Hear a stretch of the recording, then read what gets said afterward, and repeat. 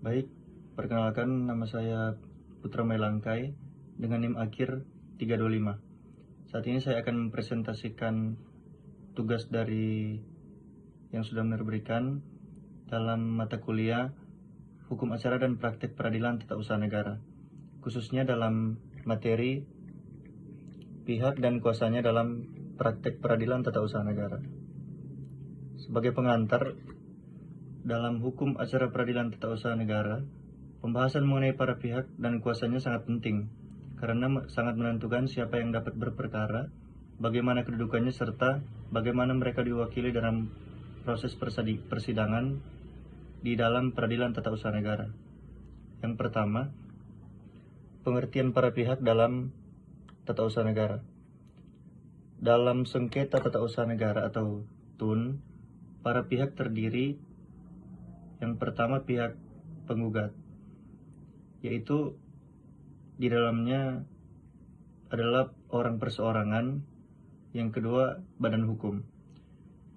Yang pihak penggugat ini adalah pihak yang merasa kepentingannya dirugikan oleh suatu keputusan tata usaha negara, dan objek daripada gugatan itu dalam sengketa tata usaha negara adalah keputusan pejabat tata usaha negara atau KTUN, yang di dalamnya adalah keputusan tertulis, yang kedua dikeluarkan oleh pejabat tata usaha negara, yang ketiga bersifat konkret, individual, dan final, dan yang terakhir menimbulkan akibat hukum bagi seseorang atau badan hukum. Selanjutnya kita masuk ke dalam pihak tergugat. Pihak tergugat adalah badan atau pejabat tata usaha negara yang mengeluarkan keputusan tata usaha negara yang disengketakan dalam proses persidangan. Yang dimaksud pejabat tata usaha negara adalah yang pertama instansi pemerintahan pusat, yang kedua pemerintah daerah, yang ketiga pejabat administrasi negara, dan yang terakhir lembaga yang menjalankan fungsi pemerintahan. Contohnya ada bupati, menteri, kepala badan pertanahan, dan rektor PTN dalam tindakan administrasi tertentu. Selanjutnya ada pihak ketiga, yaitu pihak intervensi. Dalam praktek peradilan tata usaha negara dapat muncul pihak ketiga yang berkepentingan terhadap objek sengketa. Bentuk daripada pihak intervensi tersebut terbagi menjadi tiga. Yang pertama, intervensi masuk sendiri, yang kedua dipanggil hakim, dan yang ketiga bergabung dalam pihak penggugat atau pihak tergugat. Tujuannya untuk melindungi kepentingan hukum pihak ketiga yang dapat terkena dampak dari putusan tersebut. Selanjutnya kita masuk ke dalam kuasa hukum dalam peradilan tata usaha negara. Para pihak dalam peradilan tata usaha negara dapat menghadiri sendiri sidang atau diwakili dan didampingi oleh kuasa hukum. Kuasa hukum harus dibuktikan dengan surat kuasa khusus. Selanjutnya kita masuk ke dalam kuasa penggugat. Penggugat dapat memberikan surat kuasa khusus kepada advokat atau pengacara dan kuasa insidentil dengan syarat-syarat tertentu. Tugas kuasa yaitu menyusun gugatan, menghadiri persidangan, mengajukan bukti, dan mengajukan upaya hukum seperti banding dan kasasi. Selanjutnya kuasa tergugat.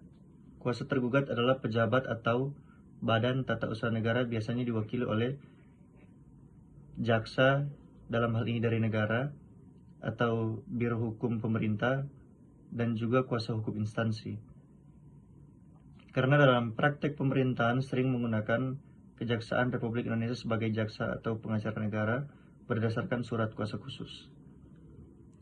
Selanjutnya kita masuk ke dalam kedudukan para pihak atau legal standing dari para pihak tersebut. Legal standing berarti kemampuan atau hak seseorang untuk mengajukan gugatan. Adapun syarat-syarat dalam hal tersebut adalah yang pertama adanya kepentingan yang dirugikan, yang kedua kerugian bersifat langsung, dan yang ketiga ada hubungan dengan keputusan tata usaha negara yang digugat.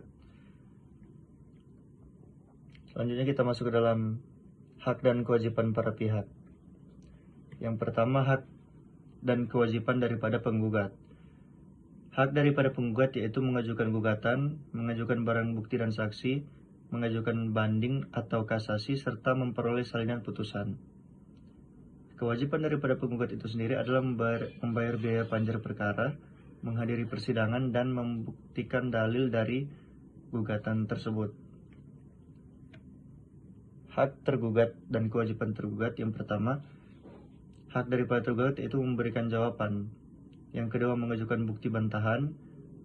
Ketiga, mengajukan eksepsi. Dan yang terakhir, mengajukan upaya hukum.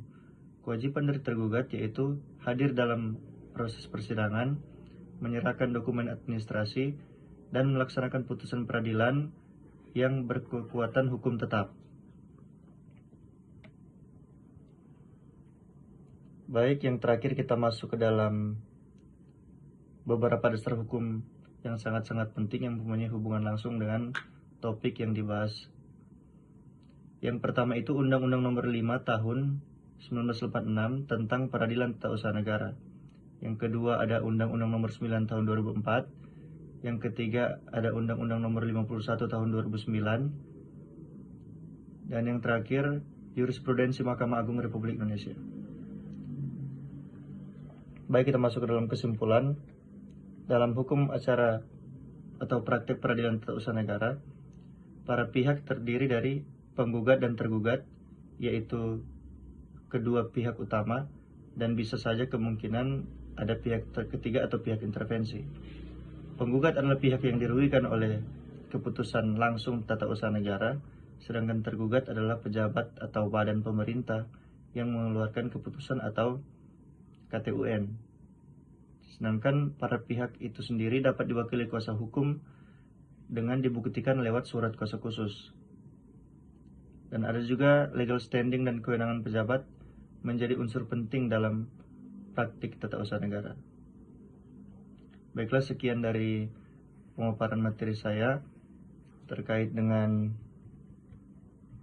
dalam MK Hukum Acara dan Praktik Peradilan Tata Usaha Negara terkait dengan para pihak dan kuasanya dalam praktik peradilan tata usaha negara. Semoga bisa bermanfaat dan terima kasih.